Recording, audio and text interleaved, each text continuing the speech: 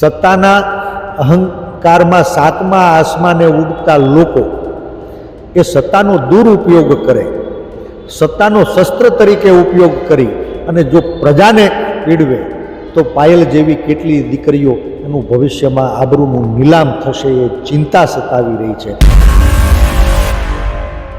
એક નિર્દોષ દીકરી, એનો ગુનો શું, એનો જવાબ આજ સુધી નથી જોયો.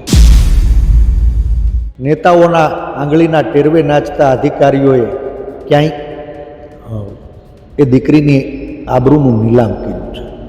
આ પત્રનું હેન્ડરાઇટિંગ એક્સપર્ટ અથવા તો FSL પાસે રિપોર્ટ કેમ નથી કરાવવામાં આવ્યો એ સવાલ થાય છે. અપેક્ષા રાખીએ કે વહેલી તકે આ સવાલોના જવાબ નિર્લિપ્ત રાયના વિસ્તૃત અહેવાલથી મળશે.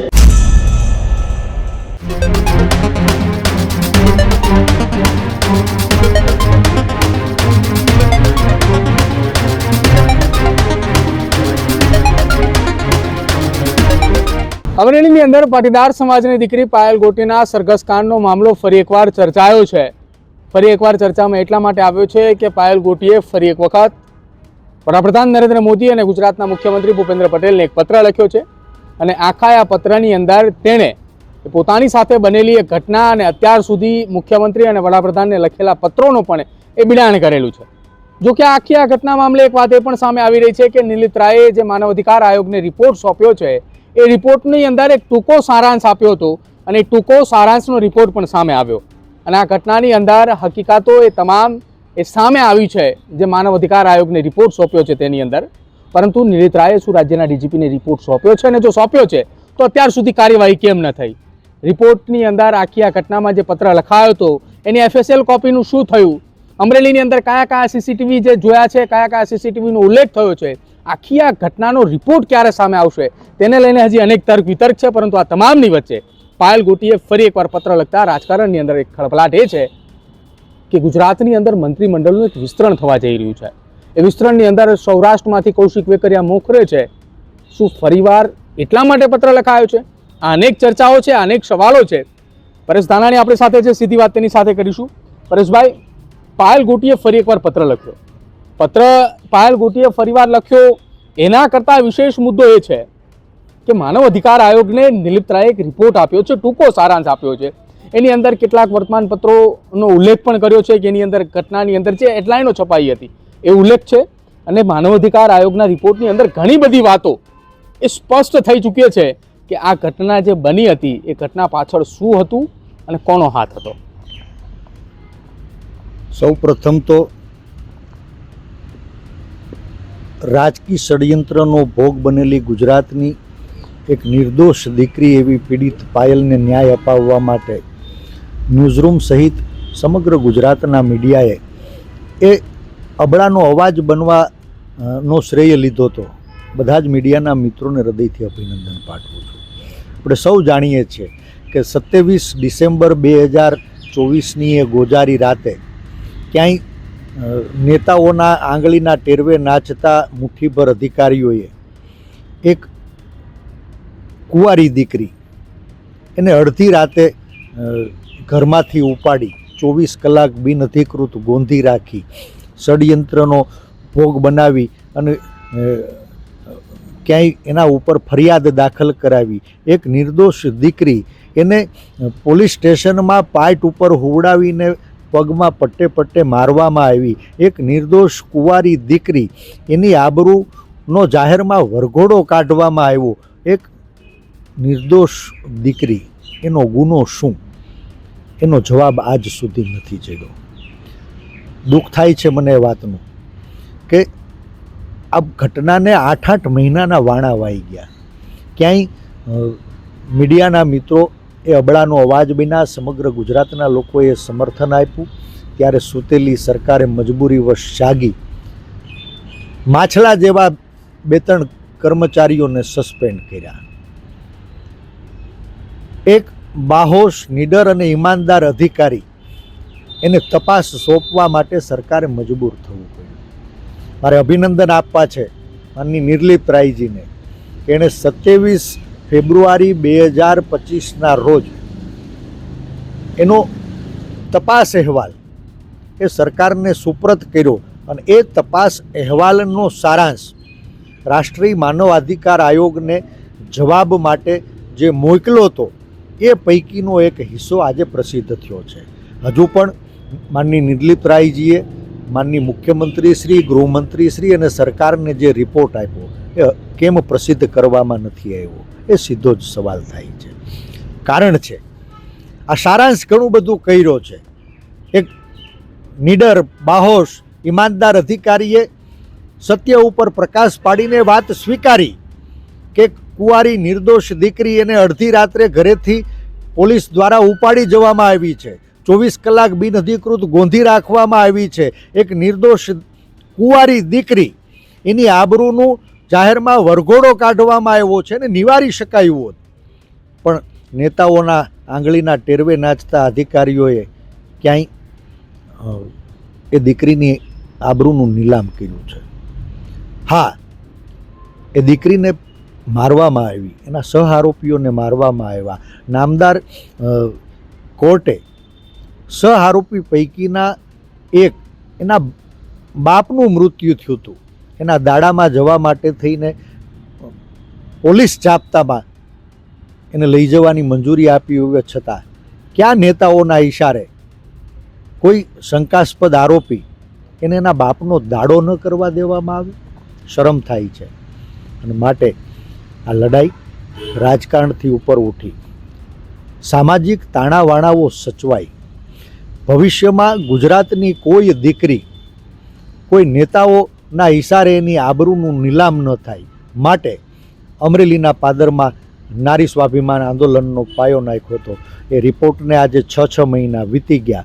એ રિપોર્ટ, એ વાત, અમે જે સવાલો ઊભા કર્યા હતા એની ઉપર પ્રકાશ પાડ્યો છે, સત્યને સ્વીકાર્યું છે અને અમુક અધિકારીઓને જવાબદાર પણ ઠેરવ્યા છે. આ ઠેરવા પછી પણ મૃદુ મુખ્યમંત્રી શ્રી મક્કમ બનીને નિર્ણય શું કામે નથી કરતા એ સવાલ એ પીડિત પાયલે આજે 8 મહિના પછી ઉઠાવી માનની પ્રધાનમંત્રી શ્રી અને માનની મુખ્યમંત્રી શ્રીને પત્ર લખ્યો છે. ત્યારે સ્વાભાવિકપણે થાય, આ કેસમાં સંડોવાયેલા ભલે માછલા હોય કે મગરમચ્છ, એને 8 મહિનાથી કોણ કરાવી રહ્યું છે મોજ? ગુજરાતને જાણવાનો અધિકાર છે કે આ બનાવની અંદર પત્ર અસલી હતો કે નકલી, એ ગુજરાતને જાણવાનો અધિકાર છે. આ પત્રનું હેન્ડરાઇટિંગ એક્સપર્ટ અથવા તો FSL પાસે રિપોર્ટ કેમ નથી કરાવવામાં આવ્યો એ સવાલ થાય છે. આ અસલી પત્ર લખનાર કે લખાવનાર કોણ હતા? આ નકલી પત્ર ફરિયાદ હોય તો એ કરનાર કે કરાવનાર કોણ હતા? આ નિર્દોષ દીકરીને અડધી રાતે ઉઠાવી જનારા કોણ કોણ હતા? આ નિર્દોષ દીકરીને ખોટા કેસમાં ફસાવનારા કોણ કોણ હતા? આ નિર્દોષ દીકરીનો જાહેરમાં વરઘોડો કાઢનારા કોણ કોણ હતા? નિર્દોષ દીકરીને પાટે હુવડાવીને પગમાં પટ્ટા મારનારા કોણ કોણ હતા? એક મૃતકને બાપના દાડાથી વંચિત રાખનારા કોણ કોણ હતા? નેતાઓની આંગળીએ નાચનારા એ અધિકારીઓ કોણ કોણ હતા? એ ગુજરાતને જાણવાનો અધિકાર છે. સાહેબ, એક નિર્દોષ દીકરીની સાથે અયોગ્ય વર્તન અને ઉતાવળ કરાવનારા કોણ કોણ હતા? જે સંડોવાયેલા અધિકારીઓ છે, બદલીના નામે એને પ્રાઇમ પોસ્ટિંગ અપાવનારા કોણ કોણ હતા? સંડોવાયેલા જે કર્મચારીઓ છે, જે સસ્પેન્ડેડ કર્મચારીઓ છે, એને પુનઃ નોકરી ઉપર સ્થાપિત કરનારા એ સરકારી ગુંડાઓના સરદાર કોણ કોણ હતા? એ મૃદુ મુખ્યમંત્રીશ્રીને ગુજરાતની શાણી પ્રજા સવાલ કરી રહી છે. અપેક્ષા રાખીએ કે વહેલી તકે આ સવાલોના જવાબ નિર્લિપ્ત રાયના વિસ્તૃત અહેવાલથી મળશે. ગૃહમંત્રી કે મુખ્યમંત્રીની કચેરીએ જે નિર્લિપ્ત રાયે સોંપેલો અહેવાલ 8 મહિનાથી ધૂળ ખાઈ રહ્યો છે, એના ઉપરથી ધૂળ ખંખેરવામાં આવશે અને ગુજરાતના લોકોને જવાબ જડે. હું માનની મુખ્યમંત્રીશ્રીને વિનંતી કરું છું કે આ બનાવ એ પહેલો નથી. પણ છેલ્લો બનાવ જરૂર બનવો જોઈએ. ભવિષ્યમાં કોઈ નેતાઓની આંગળીના ટેરવે નાચતા અધિકારીઓ ગુજરાતની કોઈ દીકરીની આબરૂનું નીલામ ન કરે એનો સરકાર દ્વારા કડક સંદેશો જ આવવો જોઈએ. ભલે માછલા હોય કે મગરમચ્છ, સૌને કાયદાથી કરાવી દો ધ્વસ્ત. એ કાયદાથી ધ્વસ્ત કરવા માટે મારી સરકારને વિનંતી છે કે આ બનાવના સમયગાળા દરમિયાન તમામ ઘટના સ્થળોના જે સીસીટીવી ફૂટેજ છે સત્વરે કબજે થવા જોઈએ. કથિત પત્રની અસલિયત માટે હેન્ડરાઇટિંગ એક્સપર્ટ અને FSLની તપાસ કરાવવી જોઈએ. ગુનાહિત ષડયંત્રમાં સંડોવાયેલા હોય એવા તમામ પદાધિકારીઓ હોય, અધિકારીઓ કે કર્મચારીઓ, એની ટેલિફોનિક કોલ ડિટેલ કબજે કરાવવી જોઈએ. ગુનાહિત ષડયંત્રમાં સંડોવાયેલા તમામ પદાધિકારીઓ અને અધિકારીઓ એના નાર્કો ટેસ્ટ કરાવવા જોઈએ. સમગ્ર ગુજરાતને કલંકિત કરનારી આ ઘટનામાં જવાબદાર હોય એવા તમામ પદાધિકારી, અધિકારી અને કર્મચારી ઉપર કાયદાથી નિયત કરેલી કડકમાં કડક સજા થવી જોઈએ. હું વિનંતી કરું છું કે માનની મૃદુ મુખ્યમંત્રી શ્રી દ્વારા હવે મક્કમ મનથી સત્વરે નિર્ણય થાય. એક પીડિત પાયલ, એક ગુજરાતની દીકરી, એને ન્યાય મળે એવી અપેક્ષા રાખું છું. પરેશભાઈ, આખી આ વાતની અંદર પાયલ ગોટીએ જે પત્ર લખ્યા છે ને તમારું સોશિયલ મીડિયાના માધ્યમથી આ ટ્વીટ હતું, રાજનીતિની અંદર એક ચર્ચા એવી પણ ચાલી રહી છે કે ગુજરાતની અંદર મંત્રીમંડળનું વિસ્તરણ છે. આ મંત્રીમંડળના વિસ્તરણના સંકેતે ગુજરાત પ્રદેશ ભાજપના પ્રમુખ CR પાટીલે આપ્યા હતા. એ મંત્રીમંડળના વિસ્તરણના સંકેત વચ્ચે પાયલ ગોટીએ એટલા માટે પત્ર લખ્યો છે કે સૌરાષ્ટ્રમાંથી કૌશિક વેકરિયાનું નામ મોકલે છે. ક્યાંક આ ઘટના કોઈને ભૂલાઈ ના ગઈ હોય, ક્યાંક કોઈને ઘટના યાદ ન હોય, તો આ ઘટના યાદ કરાવીને કૌશિક વેકરિયાનું મંત્રીપદ અટકાવવામાં આવે. આ રાજનીતિક ચાલ હોવાની પણ ચર્ચા ચાલી રહી છે. પ્રદીપભાઈ, મારે યાદ કરવા છે દેશના પૂર્વ પ્રધાનમંત્રી સ્વર્ગીય અટલ બિહારી વાજપેયીજીને. એક મુઠ્ઠી ઉચેરા માનવીએ ક્યારેક કીધું કે સરકારો આવશે અને જશે, પણ મારો દેશ કાયમ રહેવો જોઈએ, દેશની વ્યવસ્થા કાયમ રહેવી જોઈએ. આજ સત્તા આવે કે જાય, સરકારો બદલતી રહેશે સાહેબ. આ દેશના કરોડો લોકોએ લોહી પરસેવાના ટીપે જે લોકશાહી વ્યવસ્થાનો પાયો નાખ્યો, મજબૂત બનાવી, આજ એ વ્યવસ્થા ઉપર જોખમ ઊભું થયું છે. અને માટે જ મેં સીધો સવાલ કર્યો હતો કે આખાઈ ઘટનાક્રમમાં આ સરકારી ગુંડાઓના સરદાર કોણ છે એ ગુજરાત જાણવા માંગે છે. મેં ત્યારે પણ કીધું હતું કે સરકાર ઉથલાવવાનું ષડયંત્ર, એનો પાયો અમરેલીમાં નખાણો છે. એક પત્ર 24 તારીખે વાયરલ થાય છે.